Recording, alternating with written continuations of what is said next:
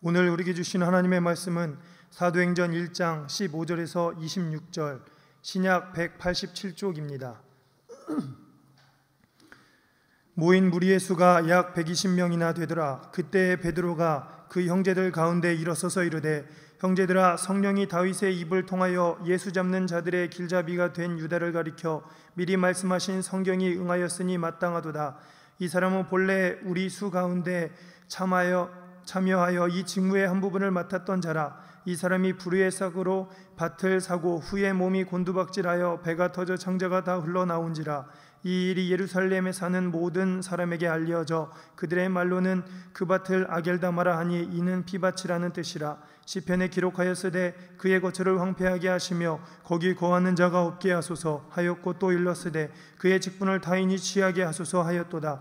이러함으로 요한의 세례로부터 우리 가운데서 올려져 가신 날까지 주 예수께서 우리 가운데 출입하실 때에 항상 우리와 함께 다니던 사람 중에 하나를 세워 우리와 더불어 예수께서 부활하심을 증언할 사람이 되게 하여야 하리라 하거늘, 그들이 두 사람을 내세우니 하나는 바사바라고도 하고 별명은 유스도라고도 하는 요셉이요 하나는 마띠아라. 그들이 기도하여 이르되, 무사람의 마음을 아시는 주여, 이 두 사람 중에 누가 주님께 택하신 바 되어 봉사와 및 사도의 직무를 대신할 자인지를 보이시옵소서. 유다는 이 직무를 버리고 제 곳으로 갔나이다 하고 제비 뽑아 마띠아를 얻으니 그가 11 사도의 수에 들어가니라. 아멘. 오늘은 일꾼을 세우시는 하나님, 이런 제목으로 말씀을 전하려고 하는데요. 한번 같이 하겠습니다. 일꾼을 세우시는 하나님. 하나님은 능력이 많으신 분이지만 하나님이 역사의 전면에서 직접적으로 일하시는 것이 아니라, 하나님은 부족하고 연약하지만 우리 사람들을 하나님의 일을 위해서, 하나님의 사역을 위해서 우리들을 세우신다는 거예요. 우리를 세우셔서 일하시는 거예요. 하나님은. 오늘 12 제자 중에 가룟 유다가 예수님을 팔아버렸어요. 타락했죠. 예수님을 배반했어요. 이 세상에서 배반하는 경우들이 많이 있잖아요. 우리 인간이 하나님을 배반했어요. 그래서 인간의 몸에는 무슨 피가 흐르고 있는가 하면 배반의 피가 흐르고 있어요. 가룟 유다만 우리가 나쁜 사람이라고 이야기를 하지만 우리도 배반의 피가 흐르고 있어요. 아담이 하나님을 배반했던 그 피가 우리에게 흐르고 있다 하는 것입니다. 그래서 그 가룟 유다를 대신해서 마띠아라는 제자를 세우게 되었습니다. 마띠아는 하나님의 선물이라는 그러한 뜻이 있어요. 하나님의 선물이라는 뜻이 있는 또 하나의 사람이 마태복음을 기록한 마태가 하나님의 선물이라는 뜻이 있습니다. 마띠아하고 비슷하죠. 어원이 같은 거예요. 하나님의 선물이라는 똑같은 뜻이 있습니다. 마띠아는 예수님께서 직접 베드로처럼 부르시고 요한처럼 부르시고 그런 직접 부른 12 사도, 그것을 원사도라고 우리가 이야기를 하는데, 원사도는 아니었어요. 예수님이 직접 부른 그런 제자는 아니었는데, 예수님이 12 제자 또 70 제자, 70문도 그렇게 우리가 이야기를 하는데, 그 70 제자 안에 들어가는 사람이라고 이야기를 합니다. 그런데 마띠아에 대해서 우리가 제대로 알지 못합니다. 단지 유대인의 그 역사가인 유세비우스라는 아주 유명한 역사가의 그 역사책에 의하면 이 마띠아는 70문도 중에 한 사람이었다고 이야기를 하고, 에티오피아까지 가서 전도하다가 나무에 매달려 목이 졸려서 순교했던 그런 사람입니다. 자, 예수님의 12 제자는 아니었지만 70 제자에 속해서 예수님이 하시는 모든 일을 잘 보아왔던 사람입니다. 예수님을 따라다니고 예수님을 섬겼고 예수님을 목격했던, 그리고 예수님의 가르침을 받았던 사람입니다. 생생하게 예수님을 경험했기 때문에 그가 제자로 선택을 받을 수 있었다는 것이죠. 자, 여기서 우리가 기억해야 될 것은 예수님이 12명으로 선택한 제자가 아니라 할지라도 예수님을 따라다녔던, 예수님을 경험했던 그 사람은 예수님의 제자의 반열에 들어갈 수 있다는 것입니다. 마띠아가 그렇게 예수님의 반열에 들어갔던 것처럼 우리도 예수님의 직접적으로 이렇게 부름을 받지는 못했지만, 그러나 내가 예수님의 그 말씀에 순종하고 예수님을 따르려고 노력하고 예수님의 말씀 안에 살려고 노력한다면 우리도 예수님의 제자가 되는 것입니다. 내가 예수님의 제자가 되었다 하는 그러한 고백을 가지고 예수님을 따라가는 우리 성도들이 되어야 할 줄로 믿습니다. 할렐루야. 자, 그런데 그는 예수님의 제자들에게 인정을 받은 사람이었어요.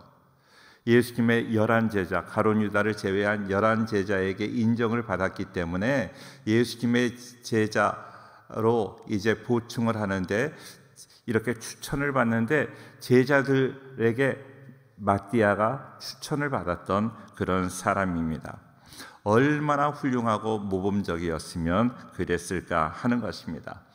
우리 성도님들, 이 세상에서 인정받지 못하고 하나님이 인정하시면 되지, 그 말도 맞아요. 그런데요, 하나님께 인정받은 사람은 세상에서도 인정받아야 돼요.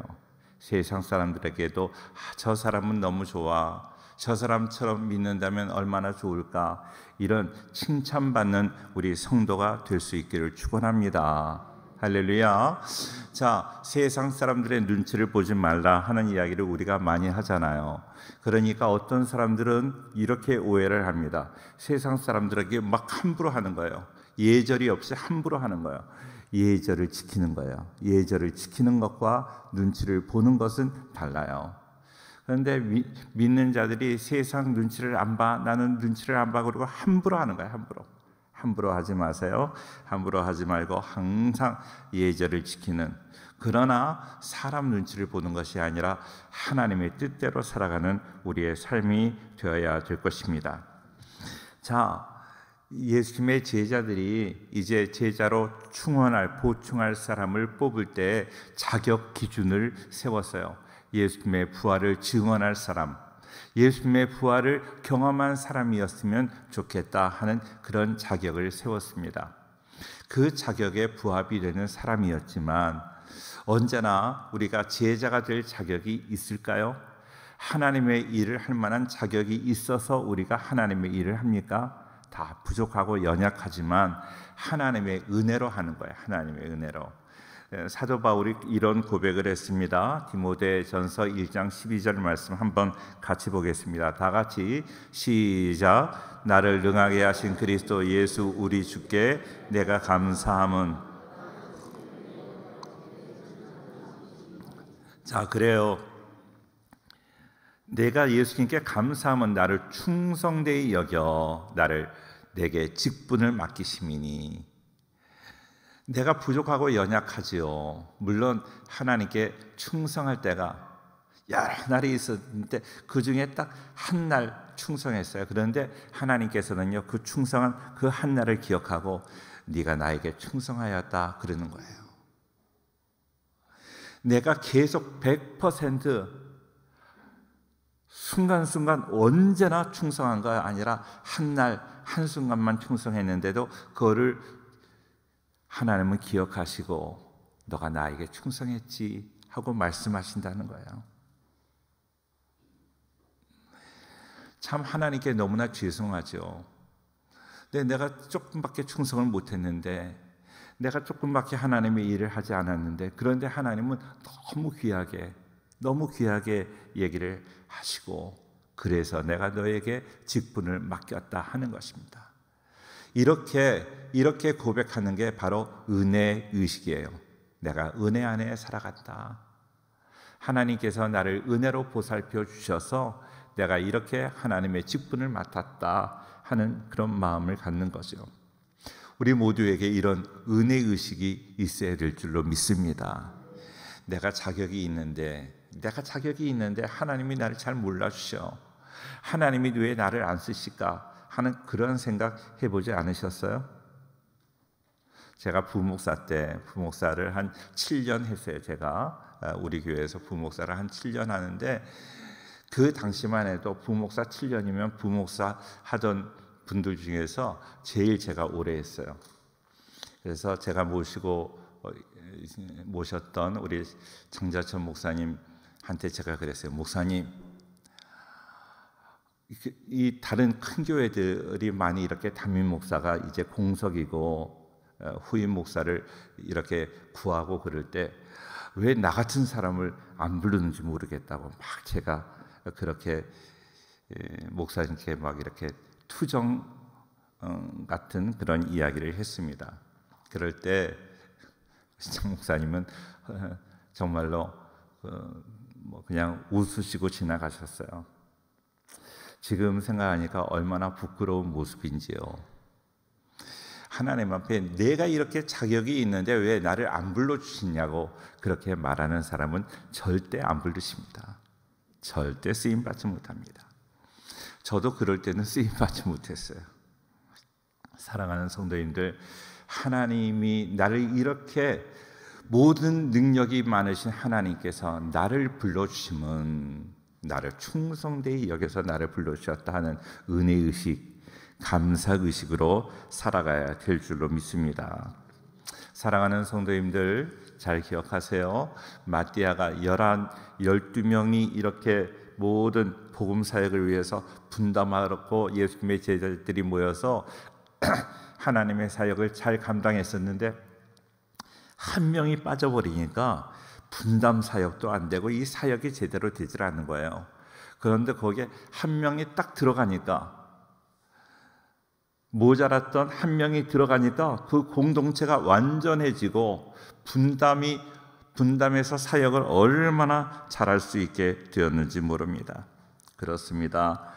우리가 보잘것없는 존재인 것 같지만 나 한 사람이 들어감으로 공동체가 새로워지고 가정이 새로워지고 놀라운 역사가 나타나는 거예요.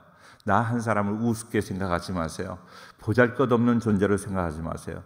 내가 하나님 앞에 이사야가 고백을 하잖아요. 이사야 49장 5절에 나는 여호와 보시기에 어떤 자라? 존귀한 자라. 하나님 보시기에 존귀한 자인 것을 기억하고 언제나 내가 있는 자리에서 최선을 다하는 우리 모든 성도들 될 수 있기를 주의 이름으로 축원합니다. 할렐루야. 군악대에서 이런 일이 있었어요. 군악대는 몇십 명, 50명, 100명 이렇게 군악대가 있는데 그 군악대가 행사를 할 때는 사람 숫자가 맞아야 돼. 사람 숫자가. 근데 사람 숫자가 맞지 않으면 이거 오열을 맞추기가 너무 어려운 거예요. 그러니까 군악대는 악기를 하는 사람들, 브라스 악기, 금관 악기를 하는 사람들, 목관 악기를 하는 사람들이 다 그 군악대에 편성이 되는데 인원이 모자라면 악기를 하지 못하는 사람도 거기에 들어가는 거예요. 보충하는 거예요. 그래서 줄을 제대로 맞출 수 있도록 한 사람이 악기를 하지 못하더라도 한 사람이 빠져 있으면 영 보기가 싫어요. 그런데 거기에 한 사람이 딱 들어가면 얼마나 보기 좋은지 몰라요. 군악대 맨 앞에 트럼본이라는 이렇게 왔다 갔다 하는 그 악기 있어요. 우리 교회에도 있는데 그 트럼본이 앞자리에 서게 되는데 딱 8명, 10명 이렇게 숫자를 딱 채우면 얼마나 보기도 좋고 아주 깔끔하고 정돈되고 너무나 보기 좋은 거죠. 그런데 이제 그 트럼본 주자가 모자라서 한 사람을 다른 데서 악기를 하지 못하는 사람을 보충했어요. 그러면 이게 다른 거는 왔다 갔다 하지 않으니까 악기를 불든지 못 불든지 괜찮은데 왔다 갔다 하니까 악기를 못 부는 사람은 안 맞아 이게. 그러니까 딱 보고 안 맞는 사람이 한 사람이 있다 그러면 저 사람은 보충된 사람이다. 저 사람은 마띠아와 같은 사람이다. 그렇게 생각할 수 있어요. 사랑하는 성도님들, 우리가 다 우스운 존재가 아닙니다. 대수롭지 않은 존재가 아니라 하나님 앞에 존귀한 존재예요. 내가 있는 자리에서 최선을 다해서 살아갈 수 있기를 주의 이름으로 축원합니다. 할렐루야. 또 하나 우리가 기억해야 될 것은 마띠아가 11 사도가 3년 동안 함께 일하던 그 사이에 들어갔어요. 그러면 얼마나 어색하고 일이 손발이 맞지 않을 텐데 그런 갈등이나 문제가 전혀 발생하지 않았다는 것입니다. 그는 12제자는 아니었지만 예수님을 늘 따라다녔던 예수님의 제자로서 살았기 때문에 그 11제자 안에 들어가서 함께 동역하는데도 문제가 없었다는 거예요.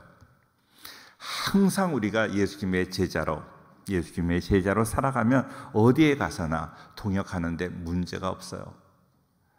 그런데 우리가 제자로서 살지 않고 내 마음대로 내 뜻대로 예수님의 말씀을 듣고 예수님을 따라가는 그 삶을 살아가지 못했다면 어디에 가든지 문제가 생기고 동역하기가 어렵습니다. 언제 어디서나 내가 예수님의 제자로 나 혼자 있을 때에도 언제나 예수님의 제자 의식을 가지고 예수님을 따라가는 우리의 삶이 되기를 주의 이름으로 축원합니다. 할렐루야. 두 번째로 오늘 기억해야 될 그런 사실은 하나님의 일은 신중히 감당해야 된다는 것입니다. 오늘 말씀에 보니까 오늘 말씀에 예수님이 감남산에서 감남원이라는 그 산에서 승천하시는 모습을 보고 제자들이 돌아와 마가의 다락방에 모여서 120명이 모여 함께 기도했습니다. 근데 예수님이 승천하시기 전에 무슨 말씀을 하셨는가 하면 사도행전 1장 4절에 같이 읽어볼까요? 4절 말씀 다 같이 시작. 사도와 함께 모이사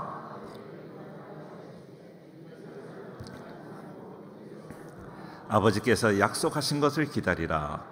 바로 성령을 사모하라는 거예요. 성령을 내가 너희에게 주겠다 하고 약속하신 거예요. 그 약속을 예수님이 유언적으로 마지막에 하신 그 말씀을 듣고 이제 돌아와 다락방에 모여서 기도를 했어요. 어떤 기도를 했을까요? 돈 달라고 기도했을까요? 건강하게 해달라고 기도했을까요? 그게 아니라 어떤 기도? 예수님이 마지막으로 유언적으로 하셨던 그 말씀을 듣고 그 말씀이 지금 살아있는 거예요. 그 기도를 하는 거예요. 우리에게 성령이 뭔지는 모르지만 성령을 주신다고 약속했으니 그 약속하신 것을 주옵소서 하고 간절히 기도하고 있었습니다. 그런데 문제가 생겼어요. 베드로가 기도하다가 갑자기 유다를 대신할 제자를 세우려고 그렇게 말을 했습니다. 베드로는 자기 성격대로 다혈질이잖아요. 그 성격대로 충동적으로 생각나는 대로 말했습니다. 지금 성령을 받으려고 성령을 사모하는 기도하다가 갑자기 뚱딴지 같은 이야기를 하고 있는 거예요. 22절 말씀 같이 읽어요. 시작. 항상 우리와 함께 다니던 사람 중에 하나를 세워 우리와 더불어 예수께서 부활하심을 증언할 사람이 되게 하여야 하리라 하거늘. 자, 기억하세요. 베드로가 했던 이야기가 뭐 죄를 짓자는 이야기 아니에요. 죄를 짓자는 이야기가 아닌데 그 엉뚱한 이야기를 한 거예요. 지금 성령을 사모하는 기도를 하다가 갑자기 다른 이야기를 하는 거예요. 그렇지 않아요? 성령의 능력을 받아서 증인의 사명을 감당하는 것이 지금 제자들이 해야 될 일입니다. 제자를 보충하는 것도 나쁜 일은 아니에요. 죄 짓는 것 아니에요. 하나님이 원하시는 일이겠지요. 그런데 지금은 그때가 아니에요. 지금 기도하는데, 지금 우리가 예배 시간, 지금 기도하는 시간, 기도 시간입니다. 지금 장로님 나오셔서 기도하는데 그 시간에 성경책 뒤적이는 사람이 있어요. 이거 제대로 되는 거예요? 성경책 뒤적이는 게 죄 짓는 건 아니죠. 성경책 뒤적일 때가 아니에요. 성경 보는 시간에 찬송가 뒤적이고, 네? 말씀 듣는 시간에 휴대폰 보고, 물론 그거는 뭐 무슨 저주받을 죄는 아니지만 그거는 아니에요. 사랑하는 성도님들 잘 기억하셔야 됩니다. 베드로는 지금 예수님이 승천하시고 난 다음에 제자들만 남았어요. 제자들 중에 자기가 수제자예요.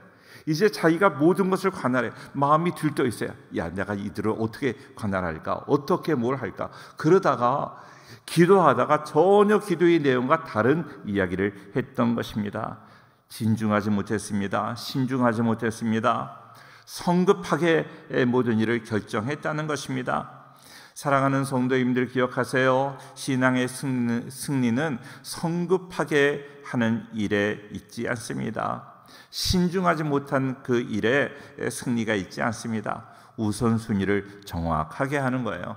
내가 기도할 때 기도하는 것입니다. 말씀 들을 때 말씀 듣고, 정말로 내가 지금 해야 될 때, 공부해야 될 학생 때 공부하지 않고 그러면 그 인생이 승리하지 못해요.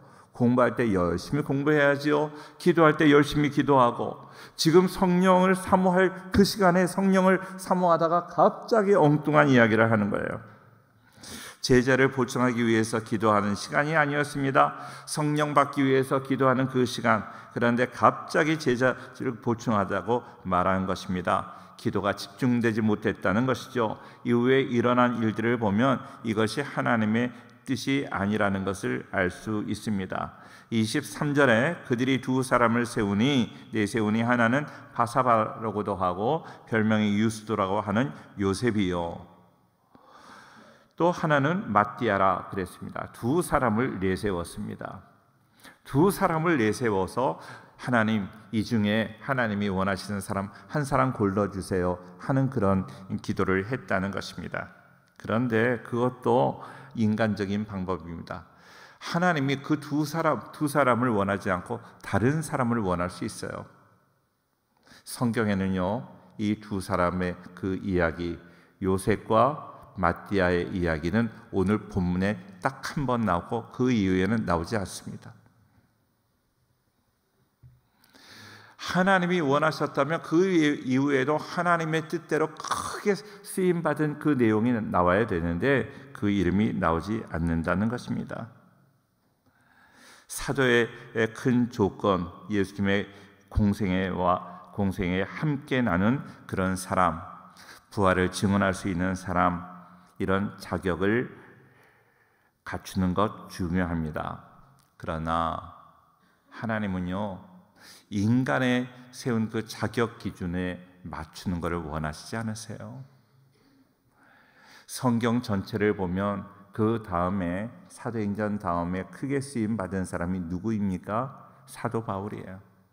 그런데 바울은 오늘 베드로와 제자들이 세운 그 원칙에 하나도 부합되지 않아요.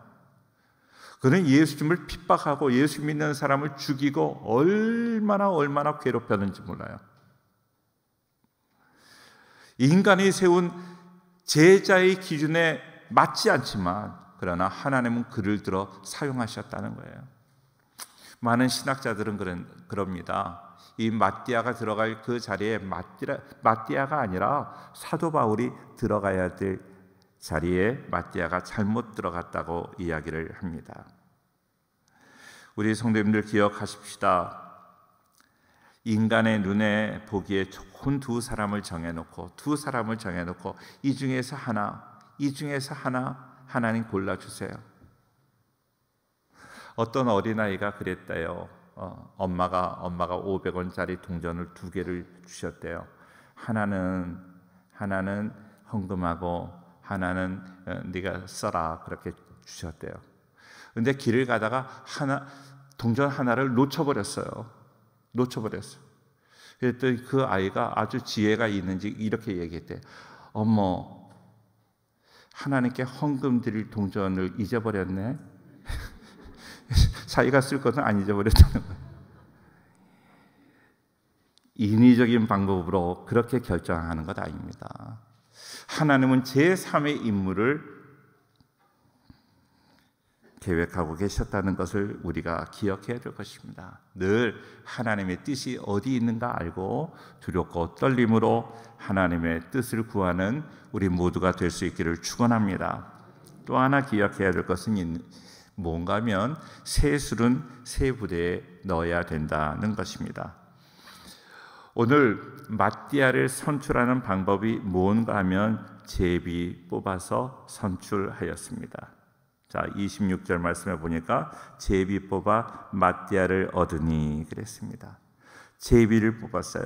오늘 26절 이후에는 신약 성경에 제비 뽑는 이야기가 한 번도 나오지 않습니다. 잠언 16장 33절에도 제비 뽑는 이야기가 나오는데요. 제비는 사람이 뽑으나 모든 일에 작정하기는 여호와께 있느니라 그랬습니다. 잠언 18장 18절에도 나오는데 같이 한번 읽겠습니다. 시작. 제비 뽑는 것은 다툼을 그치게 하여 강한 자 사이에 해결하게 하느니라.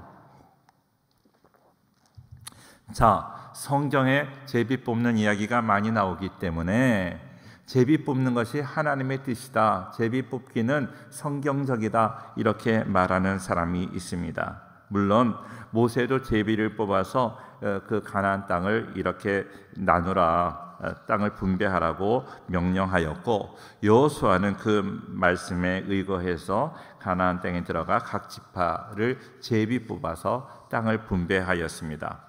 성경에 제비 뽑기가 있지만 이것이 성경적이고 하나님이 원하시는 방법이라고 말할 수 없습니다.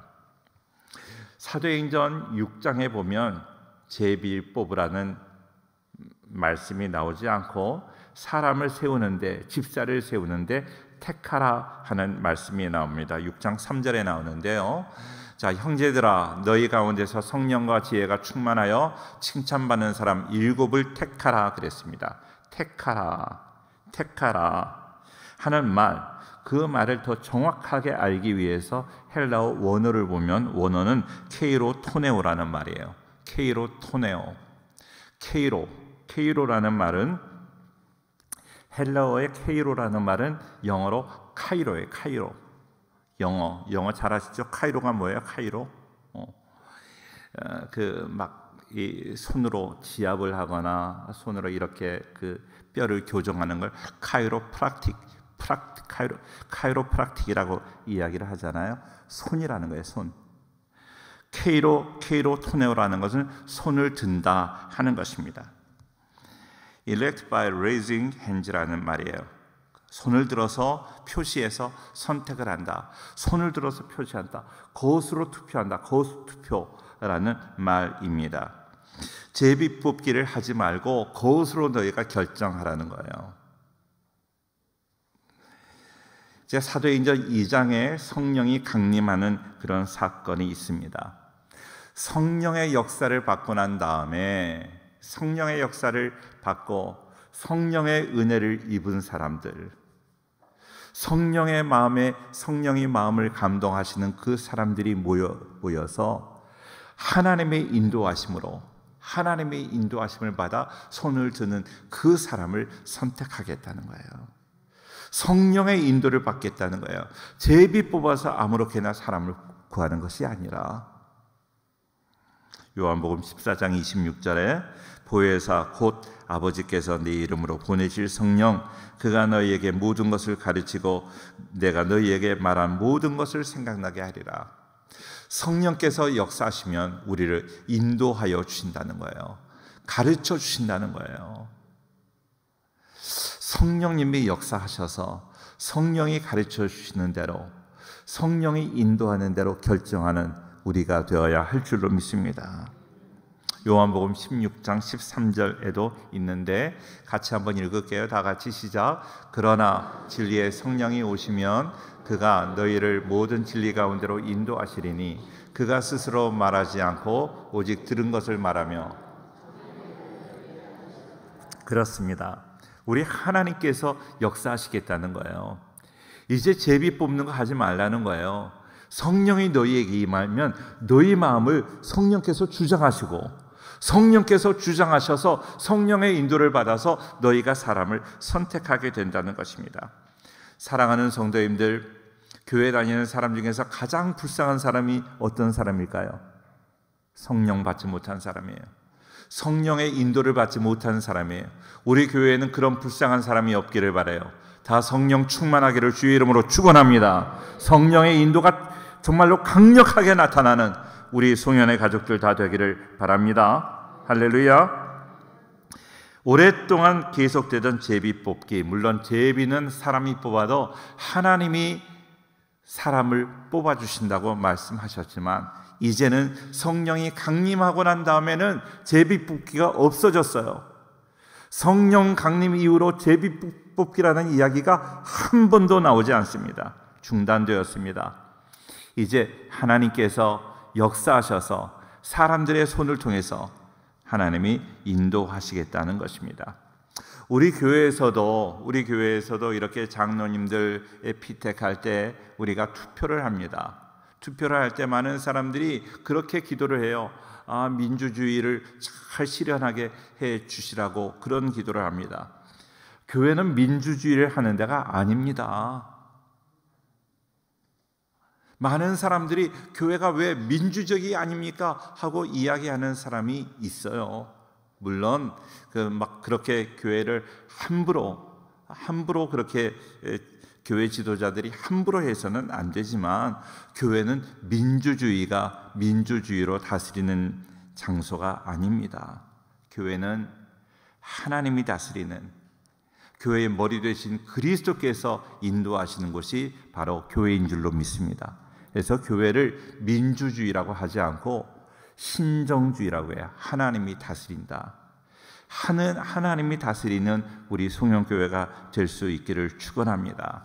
그렇기 때문에, 그런데 왜 교회에서 민주주의에서 하는 투표를 하느냐, 그렇게 이야기하시는 분들이 계신데, 교회에서 하는 투표는 성령의 인도를 받은 사람들이 하나님의 뜻대로, 하나님의 뜻을 구하기 위해서 투표를 하는 것이지 민주주의이기 때문에 다수결로 하기 위해서 투표하는 것은 아니다 하는 것을 기억하셔야 됩니다.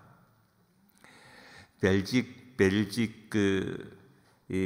신앙 고백서에도 이것이 분명하게 나와 있습니다. 우리 교회에서 투표를 하는 것은 바로 하나님의 인도를 받기 위해서라고 말씀하고 있습니다. 분명히 기억하세요. 언제나 그래서 하나님의 뜻이 아닌 인간의 뜻대로 모든 것이 결정되지 않게 하기 위해서 우리는 어떻게 해야 됩니까? 더 열심히 기도하고 성령의 충만함을 입어서 성령의 인도를 받는 우리가 되어야 할 줄로 믿습니다. 오늘 말씀을 준비하면서 너무 생각이 복잡했어요.